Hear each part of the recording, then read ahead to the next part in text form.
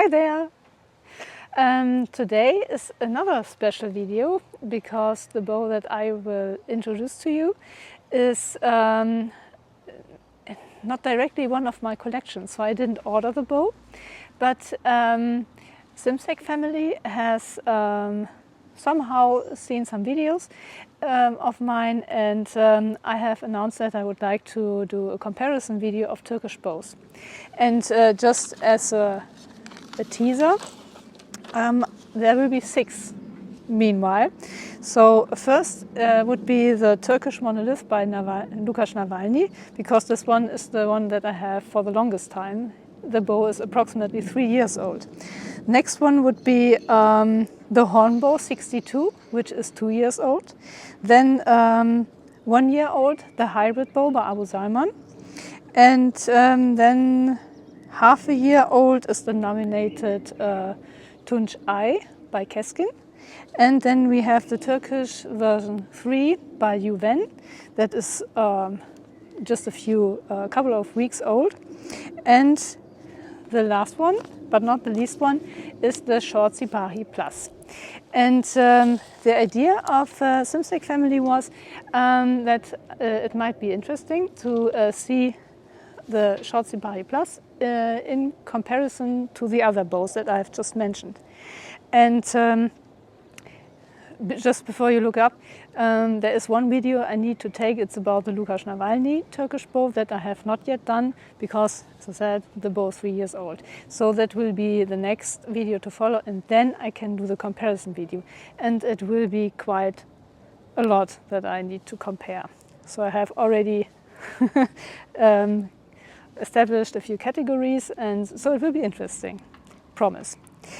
So, but now for today, that's the reason why you see here advertisement, because I didn't buy the bow, then so I need to do this, because someone could take this as an advertisement. But for me, it's just a check.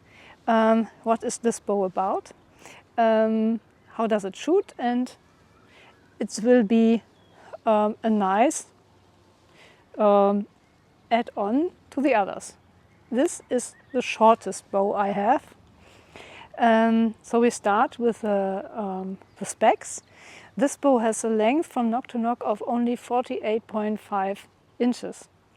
Strong, it's even less. It's 38.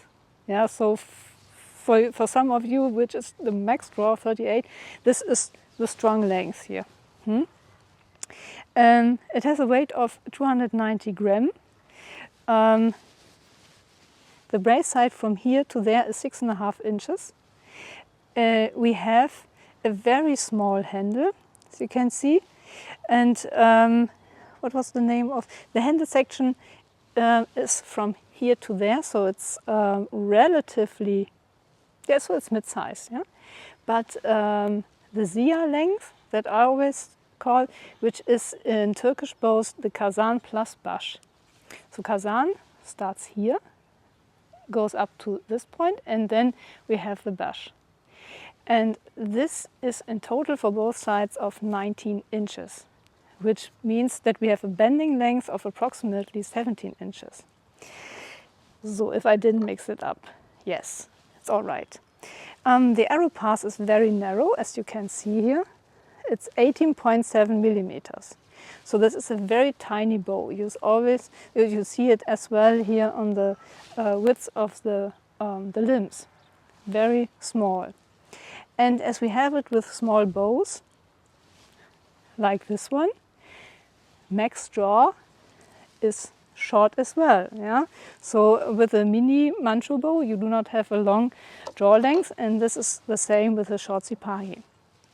The short Sipahi has a max draw of 27 or 28. So this is, when I do it like this is already then enough. And usually I have my thumb ring.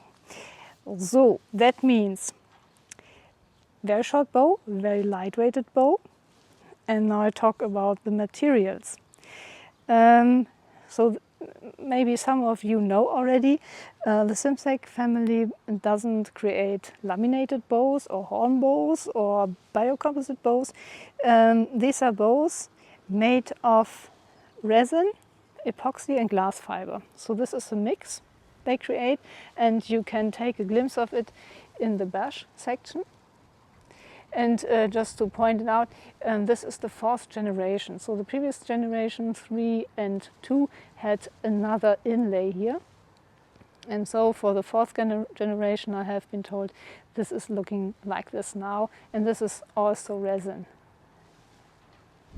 The Sipahi Plus, plus stands for it has leather here on side. This is a very soft leather, feels very nice. And furthermore, we have here some kind of painting, so it is paint. And then we have golden stripes running all over the bow on the belly side, which is a nice decoration. If you order a bow, you can also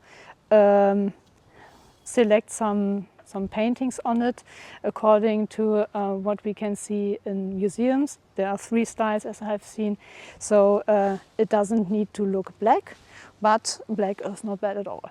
Yeah, and we do not have here any seams that can get loose or open up, so I think this is a good coverage here of the material, and so it's good to go.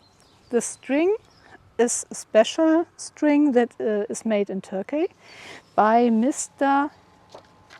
Fethi Hinkal, and so it's the Turk Dora SK 99.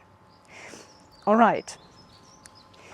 So I have, because I know that I will scratch it, I have already created a small spot that I've glued on. This is a self-adhesive fiber sticker, something. It's like a band, and I hope that I can help that the leather is not getting damaged. Right, what else? Did I miss something? Another point that is special for the 4th generation is that string bridges have been removed. So they have been in generation 3. Instead of this, we have a nice groove. All right, so that's the bow basically. The hand is really, really small, so you know that my hand is size S. And I'll show you then in the detail, you see that the handle disappears in my hand. All right, now we want to know. This time I only go up to the blue rubber band because this is already the max draw. Nominal strength is 38 at 28 inches. By the way, I apologize for my neighbors, they are very active today. So to the back side, it didn't measure properly. Again, 38.58.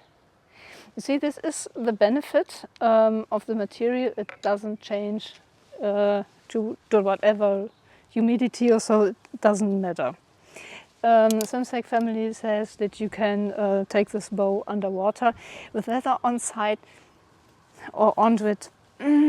Yeah, so it's not so good for the leather, but for the bow it doesn't matter. So this is water resistant indeed, and resistant to humidity. I think too much heat is not good, so if you want to transport the bow in a hot vehicle, unstring it for sure. Okay, so recommended arrow weights. That's interesting. So according to the bamboo archery table, if I take this as a Zia, it's very long. I would end up with 13 grain per pound or so. So I think this is too much. I thought 10.5 would be okay. Indeed, Simsek family says 8 to 9 grain per pound would be fine as well. So we have a bit, yeah, so roughly 300 grain the arrows should have. And these arrows I have here are heavier than that. Yeah, so approximately nearly the 10 grain per pound, but they have a spine of 500. They usually are quite stiff, and now sometimes they don't fly nicely. And for the speed test, I have here arrows borrowed from my husband, who are lighter. They have 315 grain, and this is approximately the 9 grain per pound, or 8.5 or so. So this is, I think, a good arrow to test. Right. Do I have something else that yeah, there was one detail on the homepage. The handle section here is, there is a flexible wrapping inside to minimize vibration, and we'll see in a bit if it works for me as well. Okay, let's shoot. So as always, I have forgotten something. It's just, yeah, needs to. We have today 22 degrees Celsius in the sun, and in the shadow it's 21, and the humidity of 37%. All right. I show you now the handle and how it looks in my hand, in my S hand. It looks like this. Yeah, you see? I touch the thumb here. For some, I know Armin likes it. I'm not used to it. Usually the handles are much larger, and so it feels quite small. And if you have a big hand, then I guess you will wrap this up so that you can hold it better. But this is of course up to you. For me, this is, yeah, it will check. So it's the smallest handle I have here experienced on my bows. All right, then let's check here on this short distance. First, the lighter arrows. You see there's no knocking point yet. So this is a bit up, not that one.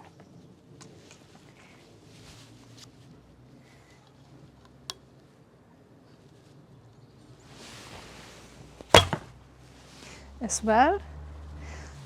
Sound is, maybe this is because of the arrows, but we check in a bit. A bit metallic. Now the heavier ones. This is better from the sound.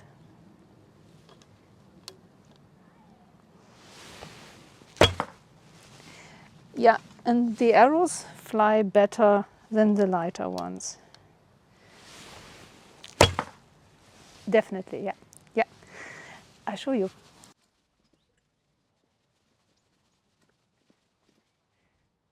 So you see, the first ones are not hitting the target. The first one of the second of the heavier arrows is this one, missed, but these two are both in the kill zone. Okay, now I will verify the usage of the arrows, so these are the lighter ones, on the 11-meter line.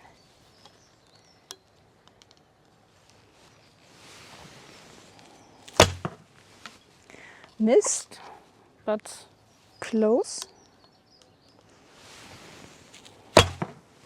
Missed again, but close. Missed, close. So I'm following the shape of the fox.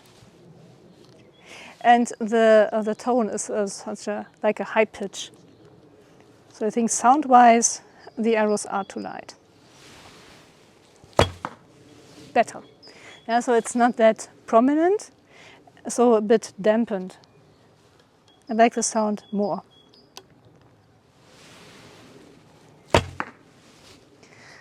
And these arrows fly better. So this is probably the first bow where these arrows fly best.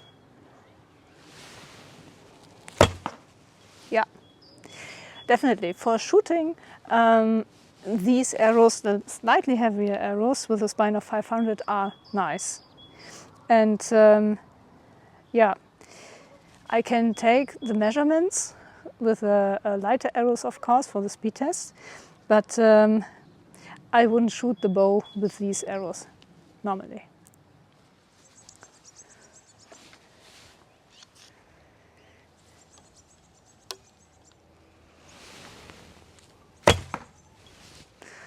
I think this is touching the kill zone. Now I can move a bit. Ah, this is missed. Okay.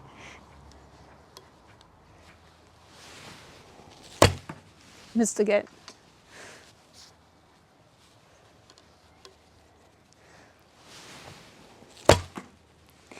So regarding vibrations, indeed I don't feel much. Yeah, so the damping material that here is wrapped around this handle section works. Yeah, so if I have it here, 1, 2, fading out. And but when you shoot, there is not much going on indeed. So now about the feeling of the draw.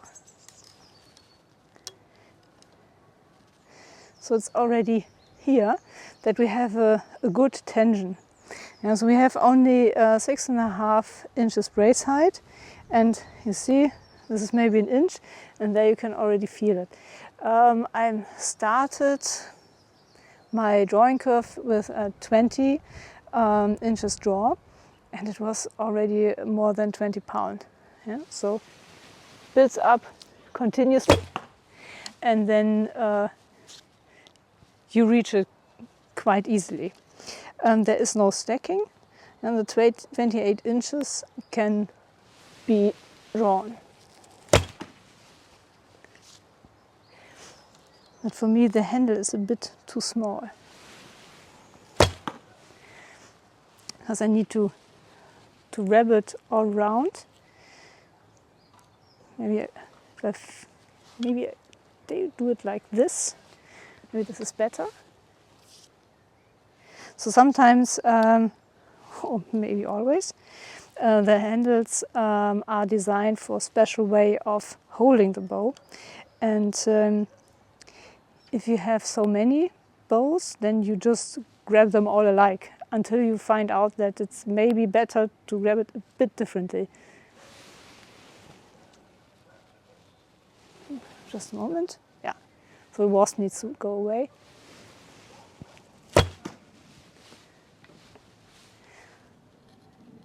Yeah, and just let me check another time.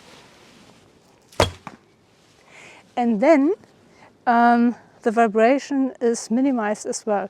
So I need to hold the bow like this, like I've shown.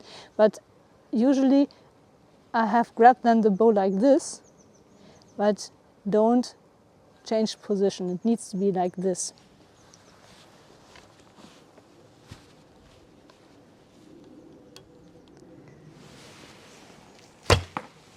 Yeah.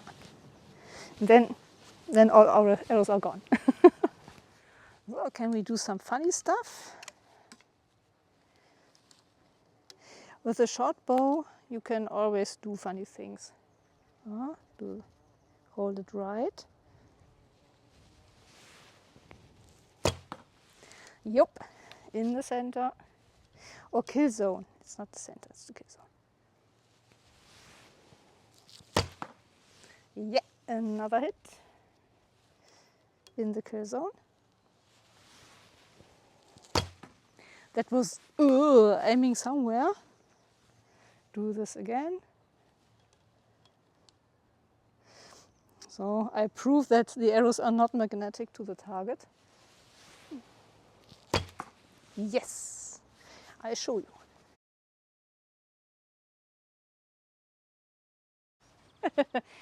The last one was directly in the kill zone. And this is the one where I just pointed in the rough direction of the target.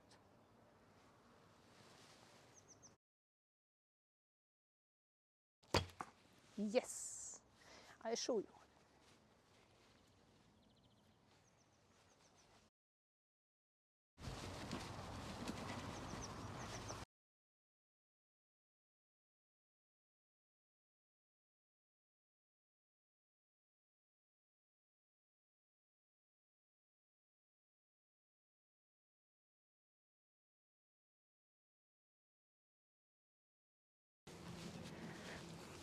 speed test.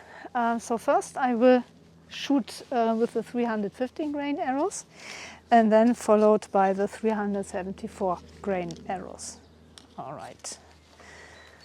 So I hope that I have now found a good position for the crony. I had several attempts already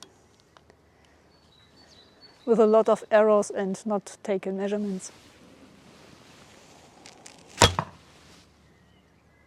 171.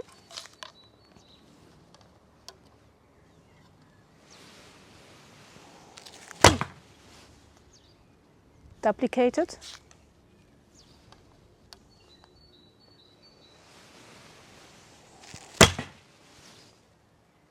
Duplicated second time. So it's roughly 171.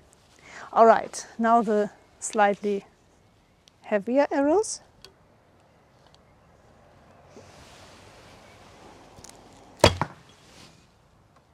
$162.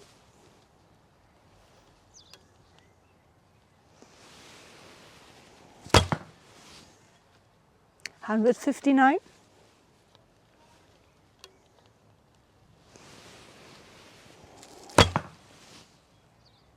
$164.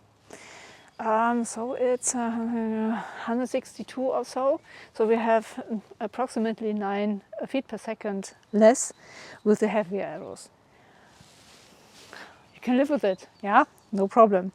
And this time, since the max draw is it's my 28 draw for the Turkish style, you wouldn't get much more out of it because you shouldn't draw this bow longer than 28 inches. Résumé. And what do I think? Yeah, of the you can short Sipahi increase Plus. the speed. It's or a very upgrade the speed nice, if you use tiny 8 bow. grain per pound. Heavy very arrows. handy. This is possible. And then you have it. the handle a bit is faster. a bit Then too you small may reach for me. 180 or so. So for my Yeah. feeling, so if this is Since I'm something not used to you're it, onto, and then you need to tune the I arrows would that you reach wrap the up 8 grain the per handle pound, so that I but have please more don't get in the hand. lower than that. That would probably reduce the mini vibration even more, although it's hardly, you feel it hardly. If I do like this, 1, 2, done. And so this is very minor since the dampening material works. And yeah, the look is quite clean.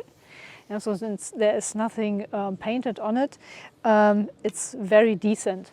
You know, so if you have this bow somewhere on the wall, it's quite nice too. And black is beautiful. I have another black bow. It's a Korean black bow. And yeah, same is here. Of course, you can add details on it. So if you order this bow, I would potentially go with a design, although it's quite much. So it depends, per your liking. Performance-wise, the bow has a nice draw. It's not super soft since the bow is short. And if you have a short bow, it's not that you have this very comfortable, soft draw. It's more snappy. Yeah, if you put it like this, yeah, you feel it directly, and there is power inside. Yeah, and this material of resin, glass fiber, and what was it? The third one, resin. I know. This works quite nicely. Yeah, so maybe you know, wood has also fibers that are running on long sides, so quite parallel. And we have something like this here as well, just that these are glass fibers, very small ones. So it's more or less an artificial imitation of wood, but very fine. And yeah, very interesting. And here the inlay is nice too. The edges could be a bit more rounded, but for the string this is fine. And here you do not touch anyway, so this is fine. The leather is glued onto it very, very good. Yeah, so there are, it's just, yeah, you can't do better. Yeah, here even the Kazan area is very pronounced. It's very well done, very nicely.